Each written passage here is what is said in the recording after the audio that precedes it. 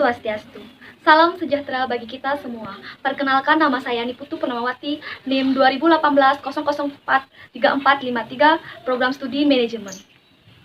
Puji syukur saya panjatkan ke hadapan Tuhan Yang Maha Esa, karena berkat Dialah saya dapat mempresentasikan proposal penelitian yang berjudul Pengaruh Motivasi Kerja dan Lingkungan Kerja terhadap Kinerja Pegawai Kantor Desa Gerger.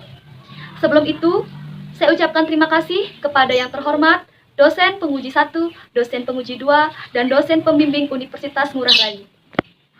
Baik, saya akan menjelaskan bab 1 pendahuluan, yaitu yang pertama latar belakang masalah. Pemerintah desa terdiri dari dua unsur, yaitu pemerintah desa yang terdiri dari kepala desa dan perangkat desa, dan Badan Permusyawaratan Desa atau BPD. Dalam pasal 1 Undang-Undang Nomor 6 Tahun 2014 tentang desa menyebut bahwa Badan Permusyawaratan Desa atau yang disebut dengan nama lain adalah lembaga yang melaksanakan fungsi pemerintah yang anggotanya merupakan wakil dari penduduk desa berdasarkan keterwakilan wilayah dan ketetapan secara demokratis. Dalam pasal 1 angka 1 Undang-Undang Nomor 13 Tahun 2003 tentang ketenagakerjaan adalah segala hal yang berhubungan dengan tenaga kerja pada waktu sebelum, selama, dan sesudah masa kerja. Setiap organisasi ataupun perusahaan dituntut untuk dapat mengoptimalkan sumber daya manusia dan bagaimana sumber daya manusia dikelola. Selanjutnya yaitu rumusan masalah. Yang pertama yaitu apakah ada pengaruh motivasi kerja dan lingkungan kerja terhadap kinerja pegawai di kantor desa secara parsial. Yang kedua, apakah ada pengaruh motivasi kerja dan lingkungan kerja terhadap kinerja pegawai di kantor desa Gerger secara simultan. Selanjutnya yaitu tujuan. Yang pertama, untuk mengetahui pengaruh motivasi kerja dan lingkungan kerja terhadap kinerja pegawai di kantor desa secara parsial. Yang kedua, untuk mengetahui pengaruh motivasi kerja dan lingkungan kerja terhadap kinerja pegawai di kantor desa secara simultan. Selanjutnya yaitu manfaat penelitian. Yang pertama yaitu manfaat teoritis. Hasil penelitian ini diharapkan dapat digunakan sebagai sarana untuk memperkaya dan mengembangkan ilmu pengetahuan tentang teori-teori yang telah didapatkan di perkuliahan, khususnya peningkatan kinerja pegawai di kantor desa Gerger sebagai sumber referensi untuk penelitian lebih lanjut mengenai pengaruh motivasi kerja dan lingkungan kerja terhadap kinerja pegawai. Selanjutnya yang kedua, manfaat praktis. Yaitu bagi mahasiswa, penelitian ini diharapkan dapat menerapkan teori-teori yang telah diterima selama masa perkuliahan, menambah ilmu pengetahuan, khususnya wawasan yang belum didapatkan di bangku kuliah. Selanjutnya yaitu bagi perusahaan. Penelitian ini diharapkan dapat digunakan sebagai referensi untuk meningkatkan kualitas pelayanan agar dapat menciptakan perusahaan yang unggul, serta membantu menyiapkan tenaga terampil bagi mahasiswa yang akan terjun ke dalam dunia kerja. Selanjutnya yaitu bagi Universitas Ngurah Rai. Penelitian ini diharapkan dapat menambah informasi khususnya para mahasiswa yang akan meneliti topik tentang kinerja pegawai serta menjalin kerjasama atau mitra kerja antara perguruan tinggi dengan dunia industri di masa akan datang. Baik, selanjutnya saya akan menjelaskan bab 2, tinjauan pusaka, yaitu landasan teori. Jadi yang pertama, motivasi kerja. Motivasi adalah pemberian daya penggerak yang menciptakan kegairahan kerja seseorang agar pegawai mau bekerja sama dengan efektif dan terintegrasi dengan segala daya upayanya untuk mencapai kepuasan. Selanjutnya yaitu unsur-unsur motivasi kerja, yaitu kinerja, yang kedua penghargaan, yang ketiga tantangan, yang keempat tanggung jawab, yang kelima pengembangan, yang keenam ketertiban, dan yang terakhir yaitu kesempatan. Selanjutnya yaitu motivasi disusun menurut prioritas kekuatannya. Yang pertama, kebutuhan fisiologis, yang kedua kebutuhan keamanan atau perlindungan, yang ketiga kebutuhan kebersamaan atau sosial, yang keempat kebutuhan penghormatan atau penghargaan, dan yang terakhir kebutuhan aktualisasi diri. Selanjutnya yaitu lingkungan kerja. Lingkungan kerja adalah kehidupan sosial, psikologi, dan fisik dalam perusahaan yang mempengaruhi terhadap pekerja dalam pelaksanaan tugasnya. Kehidupan manusia tidak terlepas dari berbagai keadaan lingkungan sekitarnya. Antara manusia dan lingkungan terdapat hubungan yang sangat erat. Jenis lingkungan kerja yaitu lingkungan kerja fisik dan lingkungan kerja non-fisik.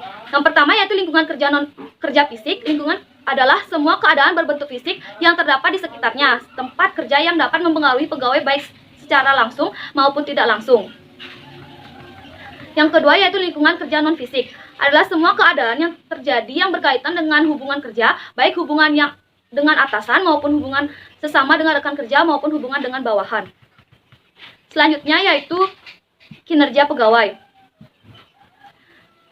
Kinerja berasal dari kata job performance atau actual performance, yaitu berarti prestasi kerja atau prestasi sesungguhnya yang dicapai oleh seseorang. Pengertian kinerja kinerja adalah hasil kerja secara kualitas dan kuantitas yang dicapai oleh seorang pegawai dalam melaksanakan fungsinya sesuai dengan tanggung jawab yang diberikan kepadanya. Selanjutnya, faktor-faktor yang mempengaruhi kinerja. Yang pertama, efektivitas dan efisien.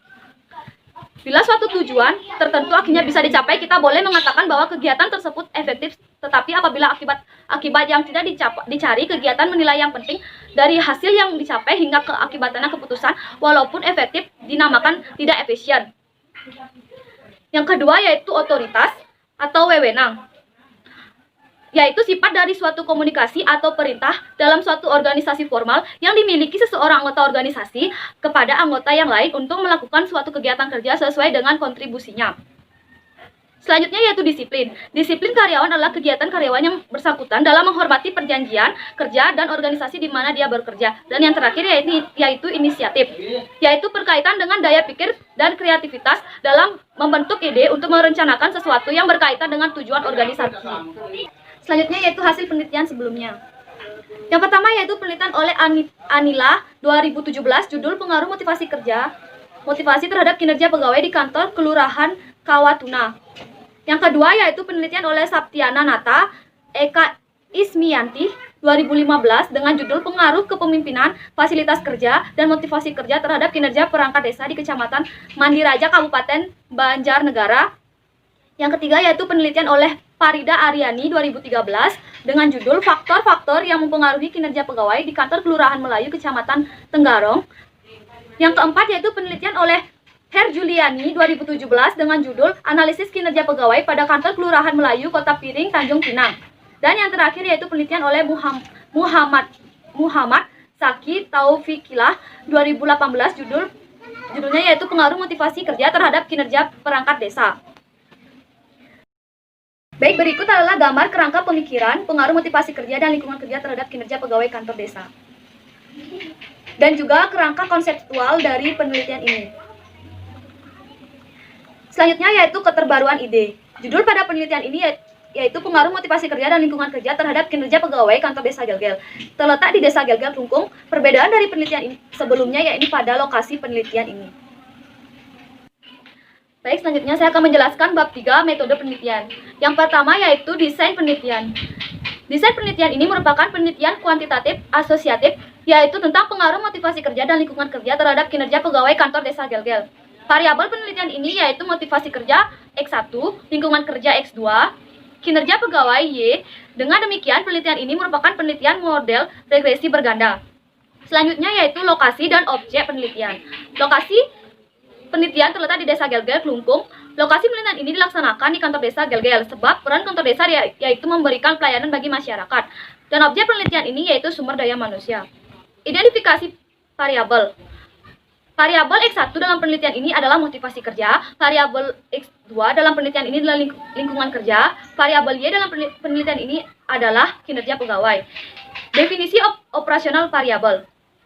Variabel X yaitu motivasi kerja. Menurut Panji Anoraga, motivasi kerja adalah kemauan kerja karyawan yang timbulnya karena adanya dorongan dari dalam pribadi karyawan yang bersangkutan sebagai hasil integrasi keseluruhan daripada kebutuhan pribadi, pengaruh lingkungan fisik, dan pengaruh lingkungan sosial, di mana kekuatannya tergantung pada proses pengintegrasian tersebut.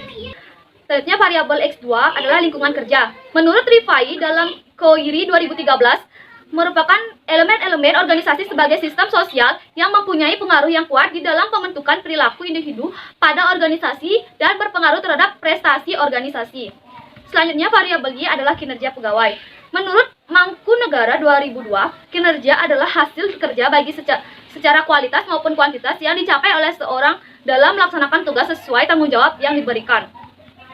Selanjutnya yaitu populasi dan penentuan sampel. Populasi adalah sebagai wilayah generalisasi yang terdiri atas objek atau subjek yang memiliki kualitas dan karakteristik tertentu yang telah ditetapkan oleh peneliti untuk dipelajari dan kemudian ditarik kesimpulannya. Populasi dalam penelitian ini adalah kantor desa Gelgel. Selanjutnya yaitu sampel.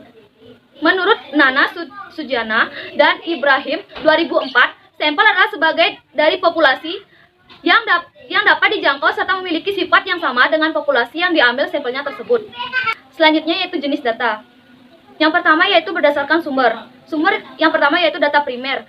Adalah data yang mengacu pada informasi yang diperoleh dari tangan pertama oleh peneliti yang berkaitan dengan variabel minat untuk tujuan spesifik studi.